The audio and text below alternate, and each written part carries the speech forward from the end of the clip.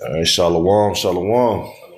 All right, first and foremost, we'd like to give all praise, honor, and glory unto Yahweh, Ba'ashem, Yahweh Shai, Ba'ashem, Hakwadash.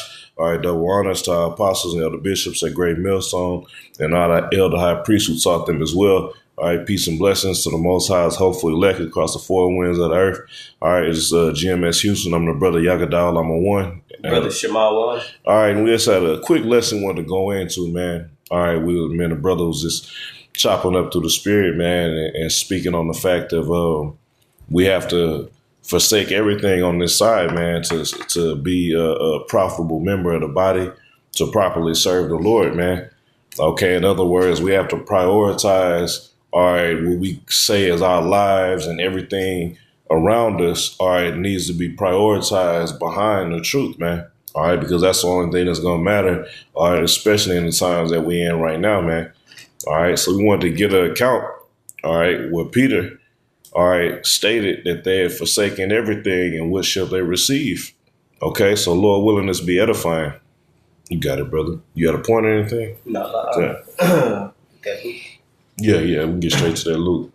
This is Luke chapter 14 and verse 25. It says, "And there went great multitudes with him, and he turned and said unto them," verse 26, this is Yahushua speaking, "If any man come to me and hate not his father and mother and wife and children and brethren and sisters, yea, and his own life also, he cannot be my disciple." Yeah, you read this without understanding, you think that the Yahushua, who the world really knows Jesus Christ, is saying, no, you're supposed to hate these people, all right, for me, when no. All right, when you go into that word hate, it means to love less.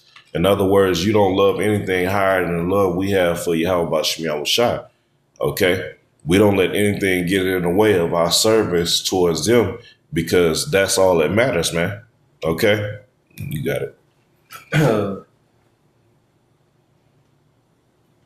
Keep reading. You start at 26 from the top again and then keep reading. Okay, Luke 14:26, it says, "If any man come to me and hate not his father and mother and wife and children and brethren and sisters, yea, and his own life also." And that's another, in your own life also. We don't have no life on this side, man. All right, we're not living. All right, we're not experiencing peace. All right, in 37 years, I don't think I've ever eaten real food. Okay, we don't have no life over here, but we get more in specific into it, man. All right, because when we say your life, what does that pertain to? All right, the things that your flesh wants you to do, the things and the aspirations you might have had in the world, all that shit goes away when you come into this, man. All right, to serve the Lord, first of all, if you have this proper understanding, all right, you're a visionary, as Apostle Gabor always speaks on, what's going to happen? You're going to see this world for the piece of shit that it is, man. All right, and you're going to see the glory, all right, that we have within this wisdom, all right, through the mercy of Yahweh Ba'ashem Yahweh Shai, to it. You say, you know what, nothing is going to deviate me or stop me from doing this service, man. Okay? You had something? Yeah. Real quick, this is Luke chapter 9 and I'll start at verse 23. It reads, and this is Yahushua speaking also, it says, "And he said to them all, if any man will come after me, let him deny himself and take up his cross daily and follow me." And that goes back into the point where Yahushua mentioned you also got to give up your life. Mm-hmm. Starting off in verse 26, Luke 14 and 26, how he made mention, if any man come to me, right? And Yahushua made mention you have to also love your own life less. That's okay? it. Because going into that word hate, like you said, out of context, people could get it messed up. But it pretty much means to love less. So love your family less, okay? Even your own life. Love it less. You have to give it to the Lord, okay? Because what the scriptures say, our life is here within Yahweh Shai. Right. All right, and then it goes even further. Hey, if you save your life, you're going to be destroyed. I think it goes into it. Yeah. Picking back up in Luke 9 and 23, it says, "And he said to them all, if any man will come after me, let him deny himself and take up his cross daily and follow me." In a point I want to make too, just thinking about it now, The only way to actually accomplish this is you have to actually apply what the scriptures say, as it mentions in the book of Matthew, the 6th chapter. You got to seek the kingdom first, then everything else will be given unto you. So that's a major step, when coming after the Lord, where you can't allow anything to interfere, along that walk, family included, and even our personal life. Just to make mention, as it says in Revelations, the 3rd chapter, talking about hold fast. At least, how does it say? So no man will take your crown. Mm-hmm. Roughly paraphrasing, yourself included. Yeah, no man beguile your crown. Yeah, you have to understand that even yourself, can get in the way of that. If That's the biggest fight. Yeah, if you don't put yourself, your wants, your desires on the backhand, when it comes to what the will of the Lord is. Yeah, I'll use a simple example, man. You say you working long hours and shit, man. You exhausted. Friday roll around, whatever day you hit camp, and your flesh is like, man, fuck. I want to rest today. You like, nah, fuck this. I gotta, man. Instead of me, I'll rest when I get off the block. Mm-hmm. All right. And just touching on, man, loving less or loving your father, your mother less. Say one of your parents are coming to you and they just telling your mom she's sickly and she just telling, baby, you breaking my heart with that stuff, and just leave that alone. Well, you gonna bend to the will of your mother who's denying the Lord? All right, are you gonna, regardless of what I gotta lose, it might come with a tab, man. I've lost family and regained them. Right. Okay, I've lost family and then regained them through what? Because of the rate of prophecy and the things that's going on. Now, them same family members that you was willing to sacrifice for the service of the Lord, now they coming back with questions and inquiries because they see things that you were talking about happening. All right, well, it ain't got shit to do with us. It was the words of the Heavenly Father, man. Hey, say you got a close family member that the Most High take out and judge. Which is, we're about to see things like that happen. We're going to see our parents that talked shit or didn't receive this word. They're going to get judged. Are you going to lose faith? Are you going to stop doing what you got to do because the Most High judged a close family member, all right, that you, man, had a close affection to? All right, are you going to lose belief in the Heavenly Father over that? Are you going to say, no, this was this is what I signed up to do. And there was a cost for it, man, which was nothing. We're just going to get into it. We're not losing anything, man. We don't have anything on this side, man. And we know, first of all, you lose somebody in the flesh, they're going to be in the kingdom in perfection. They chilling right now. You still here breathing in chemicals and aluminum every day. All right, consuming credit cards and shit, man. All right, getting ready to face the highway of temptation, martial law. All these things are set to come, man. So if you putting anything before the Lord, when those times come, you think he's going to put you in a place of protection? No. Right. Because you didn't love those things less than me. You chose those to put those before me, your job. I can't come out. I ain't going to be here. I ain't going to be here. I got my job. Fuck that job. How about that? Yeah, that takes faith. Like, we really have to believe in what the Lord said, because he tells us we're going to get it back. Yeah, you think the Lord won't bless you with a job if you sacrifice? Say, you know what? This job is taking me away from the ministry. So, man, look, fuck this. I'm about to put my resume up. Man, the Lord's going to take care of us, man. All right? If you set to be you able body, all right, this is the service we got to do, man. If it's for you, man. If not, okay, go love the world. Go love your family. Go love your job, your car, whatever it may be. Put that above the Lord and see what happens at the end. But let's read what's going to happen, all right, to the ones that do, all right, love anything less than the Lord, man. In that Luke 14. Was you finishing 9? No, I wasn't. No, go ahead and finish, Salaki. Okay. This is Luke chapter 9. Back at verse 23, it says, "And he said unto them all, if any man will come after me, let him deny himself and take up his cross daily and follow me." That cross is a part of them that cross goes into the burdens attached to following Yahweh Shah. He tells us the servant isn't greater than his Lord. So everything that Yahweh Shah went through, we can't exit out if that, keep the will of the Lord at the forefront.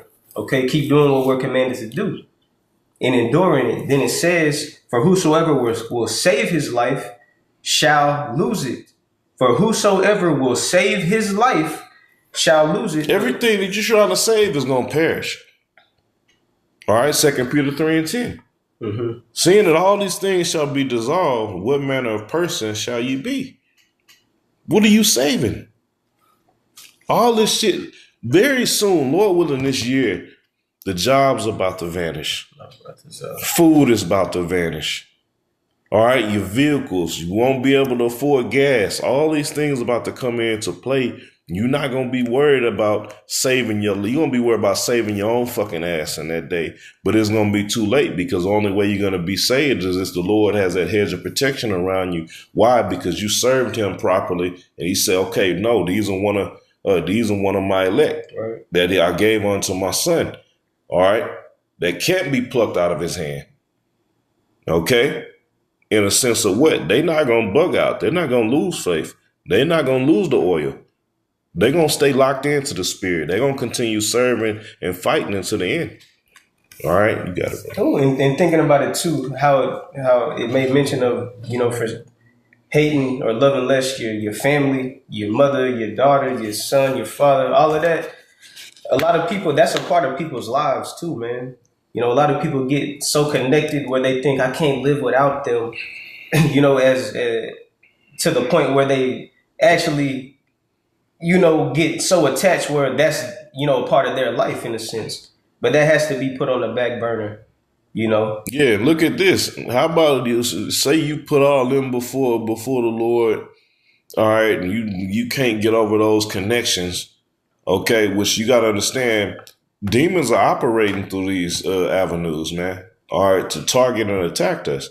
All right, now how you going to feel in that day when it get serious, and the same one that you was putting before the Lord turns on you and tries to turn you in for a fucking prize reward, man, calling two tips on your ass and shit, and giving a false testimony, all right, and you gave up your salvation, all right, for a piece of shit. Yeah, it made me think about like what our forefathers go through. Like thinking about Adam, bro. He had two sons. One of his sons killed his other one.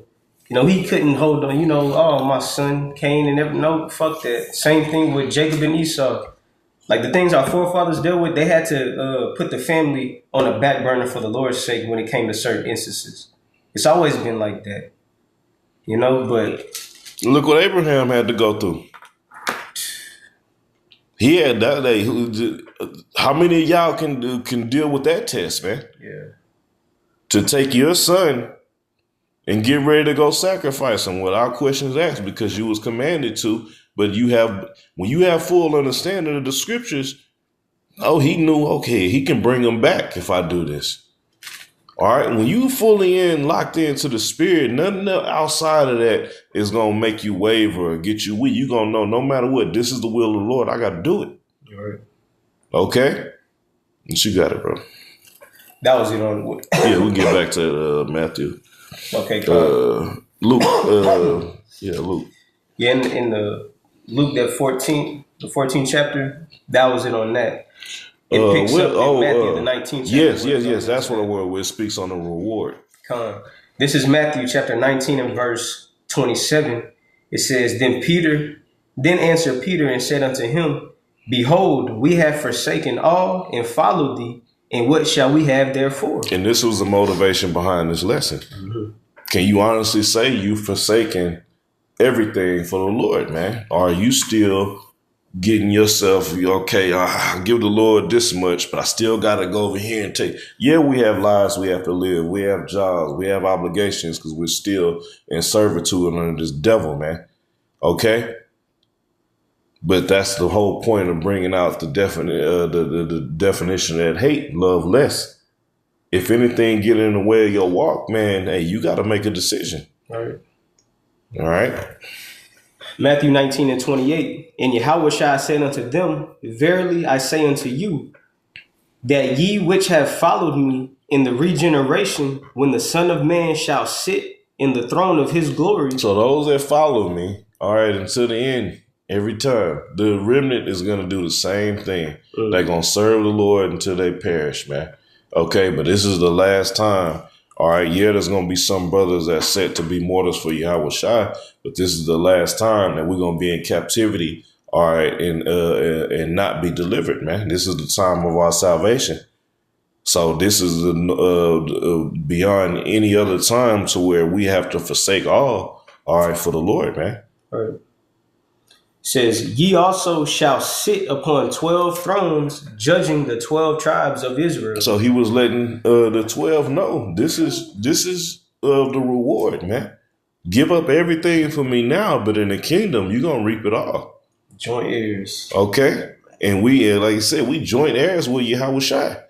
Okay. So, yeah, you're going to have the 12. We fighting to be amongst that 144,000, man, to see if we're a part of that number. You're going to have the Yahweh Shai. All right, King David, Peter, all right, the rest of the 12, okay, and then you're going to have the 144,000, man. Mm-hmm. Okay, which the 12 is a part of that. All right, you had something? Verse 29, it says, and everyone that hath forsaken houses, or brethren, or sisters, or father, or mother, or wife, or children, or lands, for my name's sake, shall receive 100-fold and shall inherit everlasting life. Yeah, that's the reward. This ain't it. This ain't the end. This is not it, man. This bullshit we dealing with now. No, this is the end of the end. All right, we're entering into the beginning of our kingdom, man. All right, there's nothing here for us, man. This shit is miserable, man. All right, we was just speaking about that earlier. This place sucks, man. All right, just the physical condition that we in, man. We'll wore the fuck out, man. All right, I just saw they've been putting out now that don't eat chicken or eggs no more, man. That there's a huge recall that supposedly Trump, all right, said he's cutting communication from the FDA and those different organizations not to let this out. But now it could be true, could not. All right. But shit, in these times, hey, you never know. That's what's going to make Jake fucking Judah rise up. If ain't no chicken available, niggas about to hit the streets. You saw what happened when Popeyes ran out of chicken. He got some more on that. It says, oh, no, that was the end. That was it, because what? We're fighting for eternal life. Right. All right. In other words, we're fighting to escape out of these bodies, which only can happen through Yahweh Bashem Yahweh Shai beaming us up on that chariot, man. Okay, to escape out of this deadly flesh, being mortal and being immortal, or being brought into that glorious body in the twinkling of an eye, fashioned like unto Yahweh Shai, wherein you are able to subdue all things, man. All right, the second covenant, man. We're not in the second covenant, man. As long as your ass is sneezing and catching the flu, all right, waking up in the middle of the night and catching a spasm and shit and rolling over on the floor and shit, we're not in the second covenant yet, man. Okay, we're entering into it. Okay, so this is the time more than ever to make sure, damn, am I really counting the cost? That's part of counting the cost, to say, damn, am I willing to forsake everything to serve the Lord unto death, man? So that's it for this lesson. All right, Yahweh Bashem Yahweh Shai, willing, it was edifying. All right, once again, we want to give all praise, honor, and glory unto Yahweh Bashem Yahweh Shai, Bashem Ruach HaKodesh. Double honors to our apostles and elder bishops at Great Millstone and their teachers as well. Peace and blessings. Shalom to the Most High's hopefully elect. Keep fighting, keep pushing. Shalom.